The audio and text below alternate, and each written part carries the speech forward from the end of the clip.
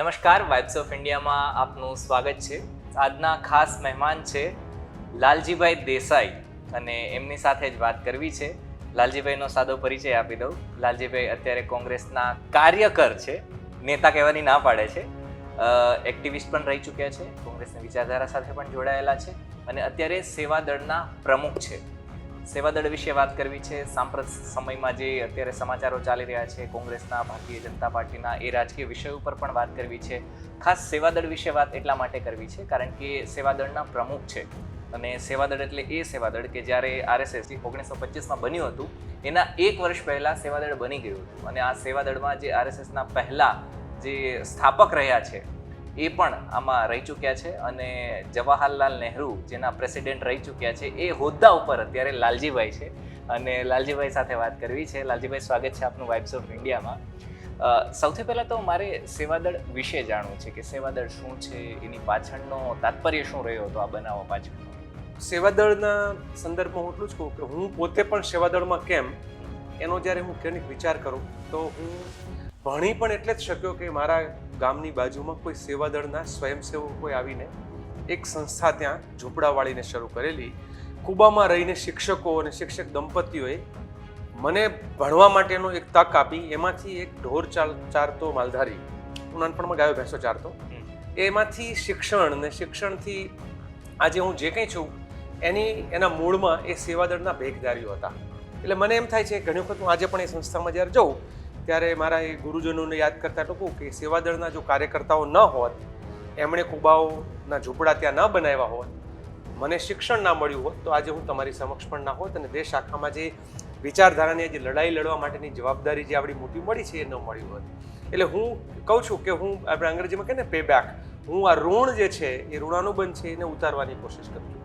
કારણ કે સેવાદળ મને લાગે છે કે ભારતના આઝાદીના જંગમાં લડનાર કોંગ્રેસ પાર્ટી પણ વેરવિખેર હતી અને ઘણી વખત આંદોલનો થતા ત્યારે આંદોલનમાં ભાગદોડ થતી, કોઈ વિખરાઈ જાય, કોઈ ભાગી જાય, કોઈ સામે લડે, કોઈ મરજીવા બને, કોઈ શહીદ થાય, બધું સાહેબ. પણ આંદોલનનું એક સુચારું સંચાલન કરનાર કોઈ ટોળીઓ કે ટીમ નહોતી.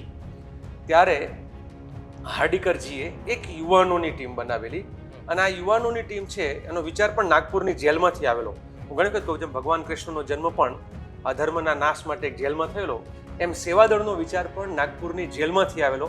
અને હાર્ડિકરજીની જે ટોળી છે એ લોકોએ ભેગા થઈને શરૂઆતમાં હિન્દુસ્તાની સેવાદળ એવું એક નાનું સંગઠન બનાવેલું.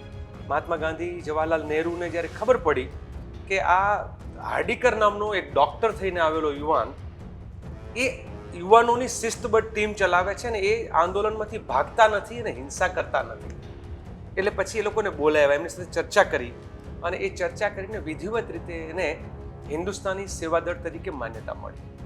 અને 1930માં એ કોંગ્રેસનો હિસ્સો બન્યું કે ભાઈ કોંગ્રેસનું પ્રથમ ફ્રન્ટલ તરીકે. એટલે અને બધા લોકો આજકાલ ફ્રન્ટલ એટલે જાણે એમ લાગે છે મોટું સંગઠન હોય, પણ ફ્રન્ટલ એટલે જે ફ્રન્ટ ઉપર લડે. એટલે હું ઘણી વખત આજે પણ આર્મીના મિત્રોને મળું કે પછી પોલીસ ડિપાર્ટમેન્ટના લોકોને મળું, એ લોકો જ્યારે બહુ પેલું કંઈક કરે, એમનો પાવર બતાવે, ત્યારે હું એમ કહું કે મિત્રો તમે છો ને દેશની પહેલી આર્મી કે પહેલી પોલીસ નથી. આ દેશના, આ ભારત દેશની પહેલી આર્મી તો મારી શ્વેત સેના હતી. કારણ કે અંગ્રેજોની પાસે એક આર્મી હતી, એની પાસે બધું હતું, પણ જ્યારે દેશ માટે, દેશની આઝાદી માટે લડતી કોઈ સેના હતી તો એ શ્વેત સેના હતી. એટલે સેવાદળ જે છે આ દેશની આઝાદીના જંગમાં તાલીમબદ્ધ રીતે મૂલ્ય આધારિત લડાઈ લડનારું પહેલું સંગઠન. જે ગાંધીજીની દાંડી યાત્રામાં પણ આપણે જોયું હશે કે કંઈક ગોળીબાર થાય તો એ સેવાદળના કાર્યકર્તાઓ ગોળી ખાય, લાઠી ખાય, પણ જેલ જાય પણ માફી ન માગે એવા કાર્યકર્તાઓ. આ એક એવી લેગસી. અને પછી બંને રીતે સંઘર્ષ અને રચના. કારણ કે એક તરફ જ્યારે જરૂર પડે ત્યારે દેશ માટે સંઘર્ષ કરવાનો અંગ્રેજો સામેનો, બીજી બાજુ રચનાનું કામ એટલે સમાજમાં શિક્ષણનું, આરોગ્યનું અને એ બધા જ કામો. અને લોકો એમ પણ કહે છે કે સેવાદળ જ્યાં સુધી મજબૂત હતું ત્યાં સુધી કોંગ્રેસ અને એની વિચારધારા ખૂબ મજબૂત હતી. આ વાતનો હું પણ સ્વીકાર કરું છું કે સેવાદળ નબળું પડ્યું.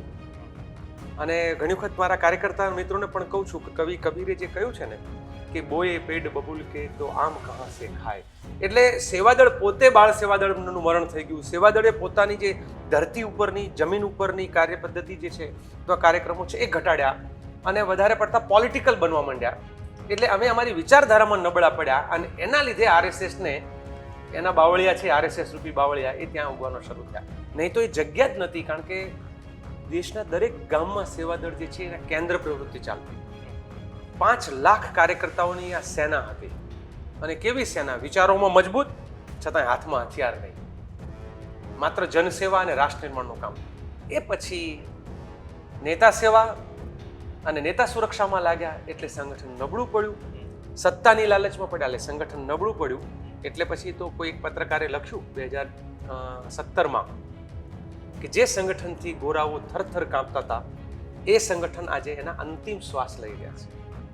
એ સંગઠન એ થયા પછી એકાદ વખત રાહુલજીને મારે મળવાનું થયું અને મેં કોંગ્રેસના 4 ફ્રન્ટલને રિફોર્મ કેમ કરી શકાય, ટ્રાન્સફોર્મ કેમ કરી શકાય, એ મારા 26 વર્ષના અનુભવ સંગઠનોના એના આધારે મેં એમની સામે એક પેપર પ્રેઝન્ટ કર્યું અને શું થઈ શકે બદલાવ એના વિશે.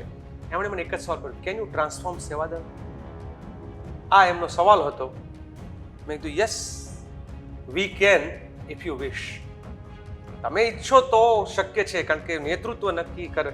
એ પછીની ચર્ચાઓ ખૂબ લાંબી ચાલી અને અંતે આ જવાબદારીમાં આવવાનું છે. બિલકુલ. અમારી સાથે દીપલ મેમ અને નંદની મેમ પણ છે અને હવેની જે કંઈ પણ ચર્ચા છે દીપલ મેમ અને નંદની મેમ કરશે.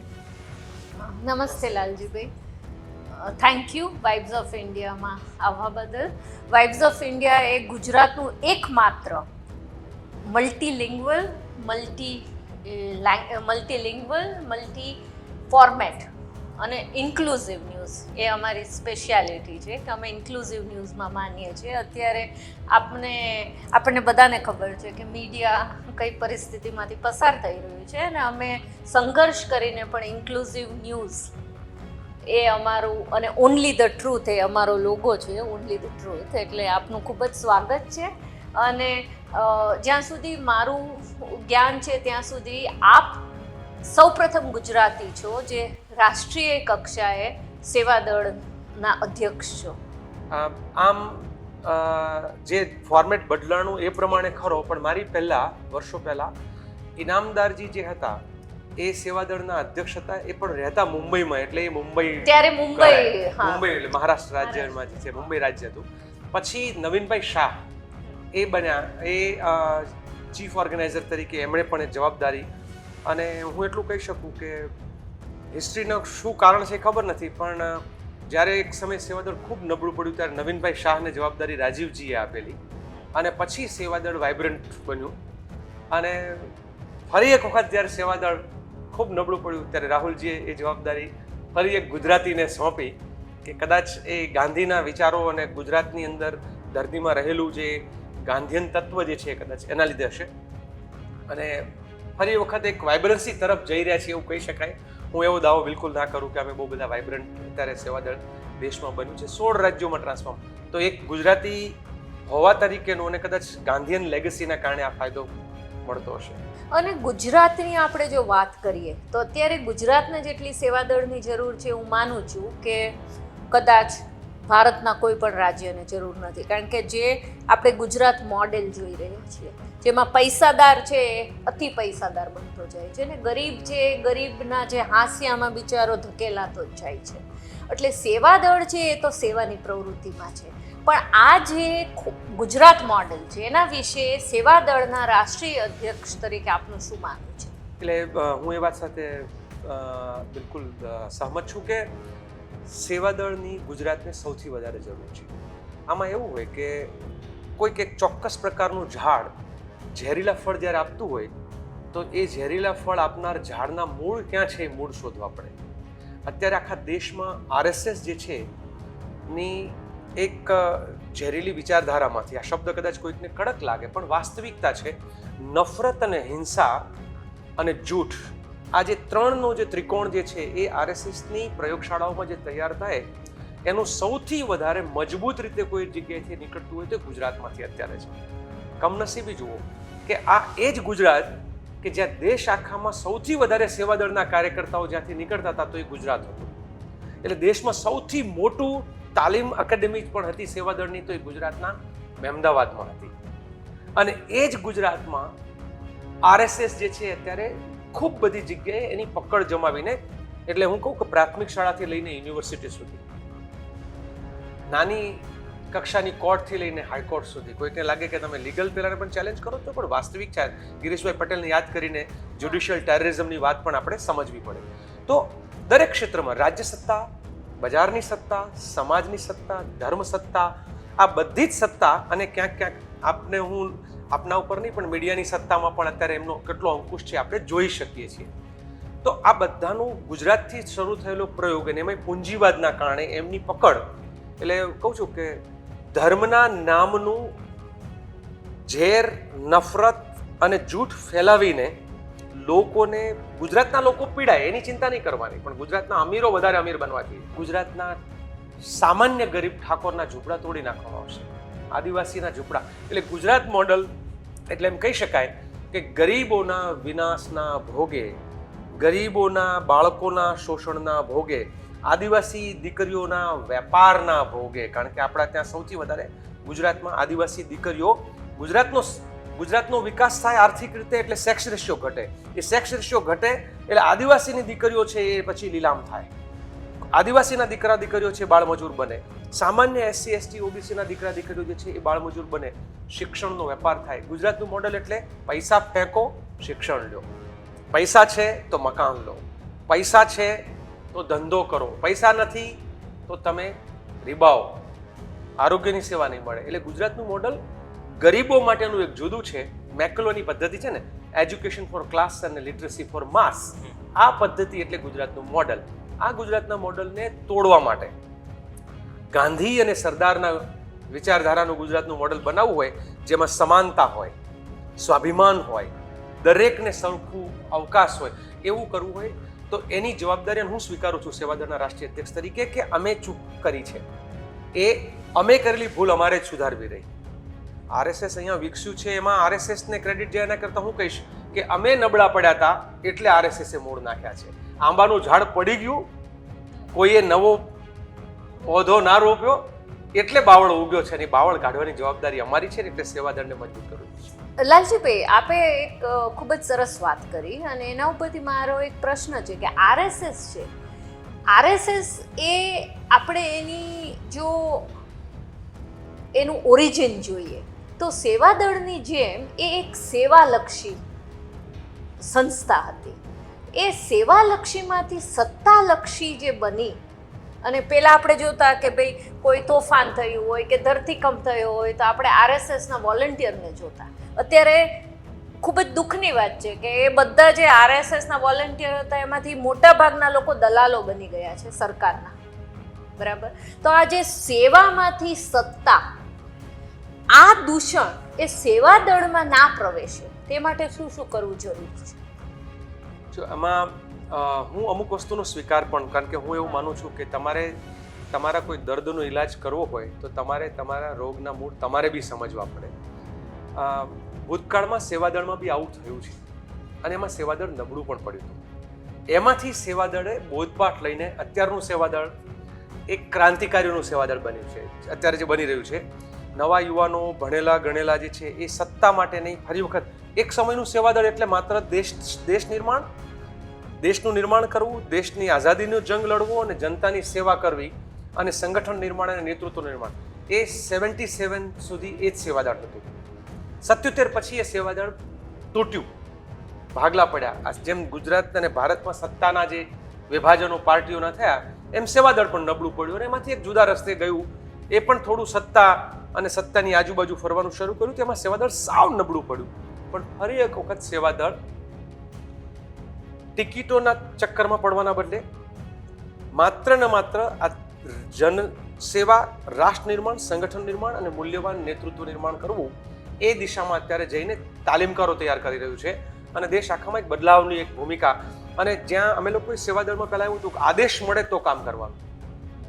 6 વર્ષમાં અમે એક પ્રક્રિયા આખી બદલી છે કે જ્યારે હાર્ડિકરજીને કોઈનો આદેશ નહોતો મળ્યો, પોલીસના બેરિકેડ અથવા પહેલાની સામે જે અંગ્રેજો સામે લડતા હતા ત્યારે ક્રાંતિકારી થઈને લડતા હતા, ખાલી શિસ્તબદ્ધની જેમ ઊભા નતા રહેતા.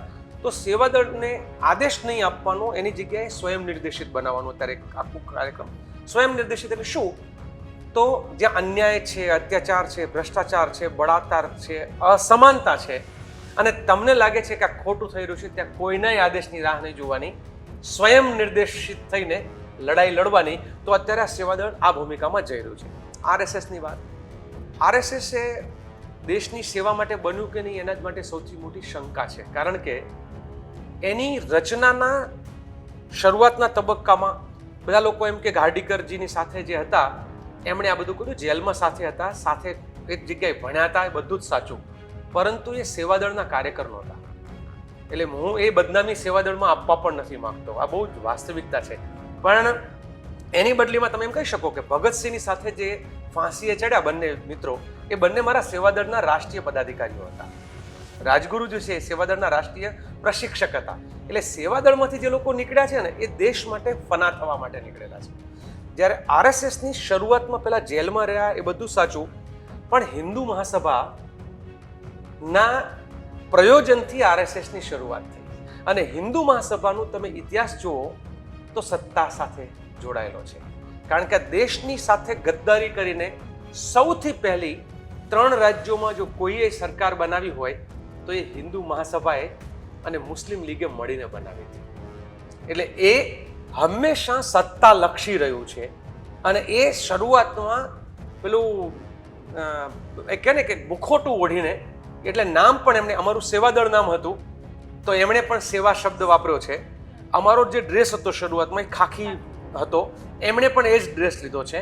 પણ ફરક એ પડ્યો કે અમે સફેદ ટોપી સ્વીકાર કર્યું અને એમણે કાળી ટોપીનો સ્વીકાર કર્યો. આ બેનો ભેદ છે ને એ મૂળ વિચારધારા સાથે જોડાયેલો છે. લાલજીભાઈ, તમે થોડું વિસ્તારથી જણાવશો કે સેવાદળમાં કઈ રીતે પ્રાણ ફૂંકી રહ્યા છો હાલ, અને એનાથી માતૃ સંસ્થા કોંગ્રેસને શું લાભ થઈ શકે છે? સૌથી પ્રથમ તો હું એવું માનું છું, હું બહુ બધું નવા પ્રયોગો કરું છું એવું પણ નહીં કહું, પણ સેવાદળની જે ગૌરવ લેવાય એવી પ્રથાઓ હતી એને અમે પાછી લાવી રહ્યા છીએ અને જે બગાડ થયો હતો એને દૂર કરી રહ્યા છીએ. જેમ કે સેલ્યુટની જરૂરિયાત હતી શરૂઆતમાં, કારણ કે એક શિસ્તબદ્ધ સેના હતી અને એનું કામ હતું, અમે પહેલાં લાઠીનું અમારું ડ્રીલ પણ થતી. બહુ જ શરૂઆતમાં સેવાદળના કાર્યકર્તાઓ સ્વરક્ષા માટે બંદૂક પણ રાખતા. એ સમયની જરૂરિયાત હતી, પણ હિંસા માટે નહીં, પ્રોટેક્શન માટે, સેલ્ફ ડિફેન્સ માટે. એ બધામાંથી નીકળી ગયા. અમે આખું હવે એક આર્મીની જેમ અમારામાં જે સેલ્યુટ પ્રથા, પછી નેતાને સેલ્યુટ કરવાની જે પ્રથા હતી, એટલે અમે નક્કી કર્યું કે ભાઈ અમે we are no more colonial, કે આપણે કોઈ ફ્યુડલ પણ નથી અને કોઈ આપણો રાજા અને આપણે કોઈ એની પ્રજા નથી. એટલે પહેલાં તો સેવાદળમાંથી સત્તા જે સેલ્યુટ છે એને અમે નાબૂદ કરી. પહેલાં સેલ્યુટ ન કરે તો સસ્પેન્શન થતું, હવે સેલ્યુટ કરે તો સસ્પેન્શન થાય છે. બીજું એવું હતું કે રાજનીતિમાં પેર છૂવાની પ્રથા, એટલે પેલું નથી જેમ બાદશાહોને તમારે પેલું જી હુકમ કરવું પડે અથવા રાજાઓને કરવું પડે, એમ આખી એક કલ્ચર રાજનીતિમાં આવ્યું હતું. અમે એ કલ્ચર ખતમ કરીને કે રૂકેગા નહીં ઝૂકેગા નહીં એ નારો છે અમારો, કે સેવાદળનો કાર્યકર્તા છે તો એ કોઈ દિવસ કામથી રોકાશે નહીં અને કોઈને ઝૂકશે નહીં. એક આખી આ પ્રથા, એટલે સ્વાભિમાનની વાત. એવી ને એવી પ્રથા જે છે, કામ નહીં તો પદ નહીં, અબ કોઈ સિફારિશ નહીં.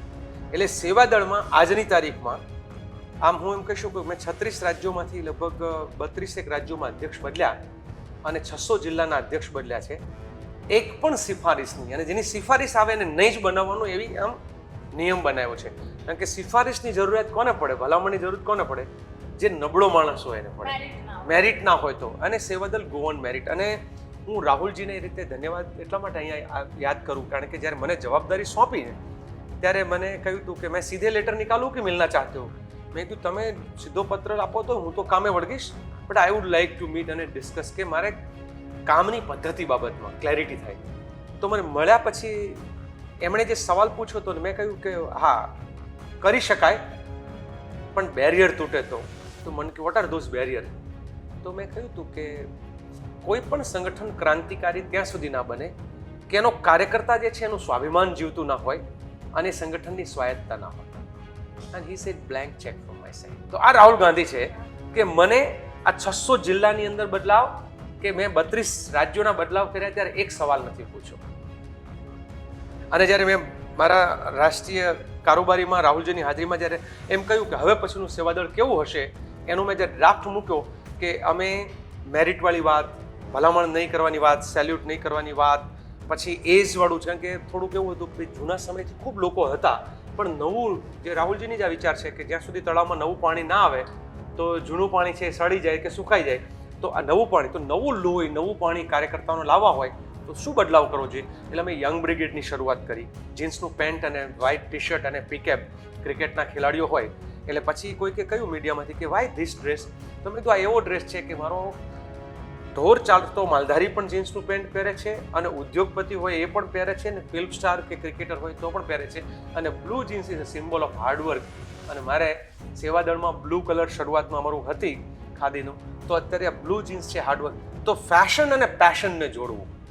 સો તમે ફેશન માટે નહીં, પેશન માટે તમારે તો આ કર્યું, અને રાહુલજી પોતે જ લોન્ચ કર્યું અને અગ્રી કે લાલજી બદલાવમાં મુશ્કેલી પડશે પણ you should be form your decision. તો એ જે ફોર્મલી જે નિર્ણયો કર્યા, મહિલા વિંગ અમારા ત્યાં નહોતી સેવાદળમાં, એટલે પુરુષોની સાથે એકાદ બે મહિલાઓ કામ કરતી હોય, પણ મહિલાઓ ભાગ્યે જ ક્યાંક હોય.